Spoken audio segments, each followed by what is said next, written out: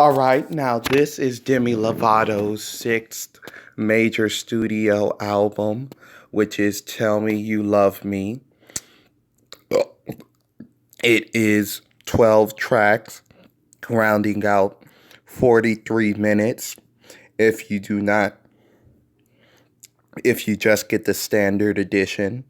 And let's get into the track listing. All right, now we start with the song Sorry Not Sorry, which I'm kind of sorry, not sorry on this track because it totally sounds like fucking Beyonce, like a low version Beyonce. Because I'm telling you, the song Sorry Not Sorry sounds like a mental copy of the song Sorry by Beyonce. I mean, just the overall feel of the track. And also, when it starts, it kind of reminds me of Chance the Rapper's Problems. Looking like revenge, feeling like a 10, the best I ever been, and yeah.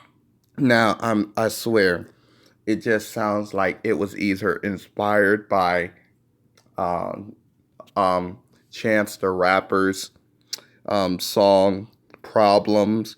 I mean, the beat sounds like it's inspired by Problems. The lyrics sound like it's inspired by Beyonce. Just kind of gets annoying at some point. All right. We get to the track in which the album is named after Tell Me You Love Me. And it still goes with this in a gospel inspired theme that it started with the album. And it's a okay track. I mean, nothing really out there. And then we get to that sexy, dirty love, and it goes into this electro beat, kind of mix of EDM song, which is pretty okay.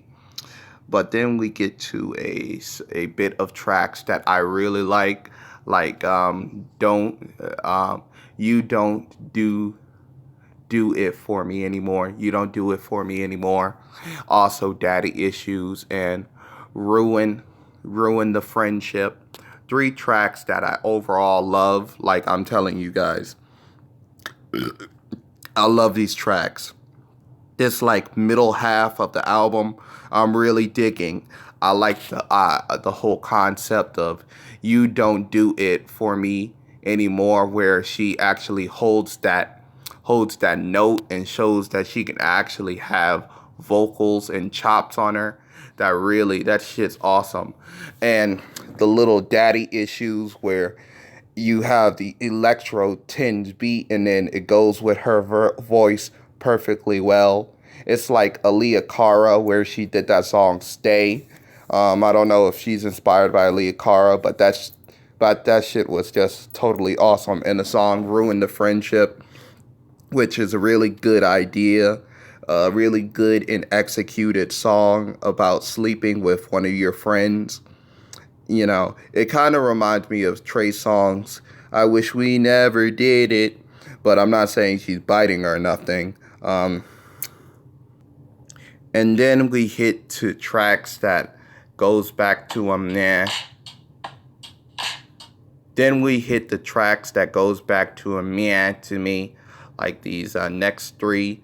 Only Forever with a slow tempo, kind of, it's a good song.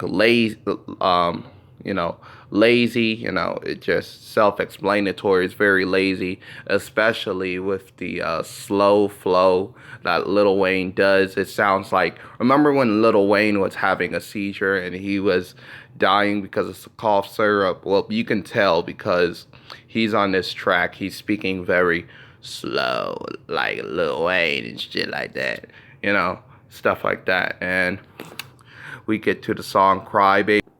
Cry Baby is not really like that poetic as he wants it to be. Like, oh, I'm not a crybaby, but you make me cry, baby. Like, kind of corny.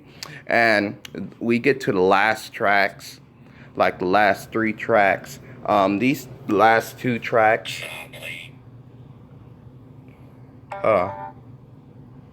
these last two tracks right here, I thought was pretty similar, and I was listening to the album, and I thought it was just like one track because how they did this, the guitar and the mixing and stuff like that, and it was having similar themes and shit like that. So that's what I kind of believed. One of the things I like to say about games is I kind of wish it had a more EDM electro tinge beat and actually played with the whole idea or concepts of games when it comes to robots. I mean, shit, you had daddy issues, that worked out well. How come you couldn't recycle that and shit like that? I mean, come on, man. And another topic I want to hit about before I go is that I kind of think that she's still like Demi Lovato is still being held back because of her insecurities and shit like that and the way she writes a song. I mean, she had like this one line where she said, "My my heart says that you're not somebody till you love somebody, and then you're gonna love a body."